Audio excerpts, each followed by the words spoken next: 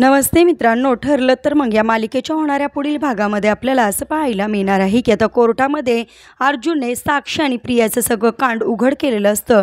सगळं काही सत्य आता कोर्टासमोर जज समोर आणलेलं असतं आणि सगळं सत्य ऐकून सगळ्याच लोकांना धक्का बसलेला असतो।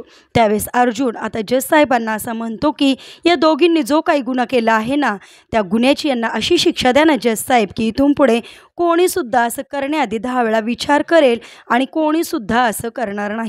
असं बोलताच क्षणी लगेचच इकडे सगळेजण जजच्या निर्णयाची वाट बघत असतात आणि जजसुद्धा आता असं म्हणतात की मिळालेल्या साक्षी पुराव्यांचा विचार करून सगळे साक्षी पुरावे बघताच क्षणी कोर्ट आता अंतिम निर्णयापर्यंत पोहोचलं आहे आणि सगळ्यांच्या नजरा आता जज साहेबांकडेच लागलेल्या असतात।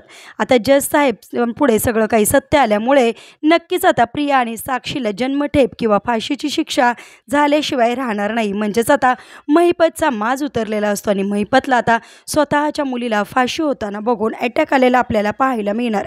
असेच मालिकेच्या पुढील अपडेट्ससाठी रंजक मराठी चॅनलला नक्की सबस्क्राईब करा। थँक्यू।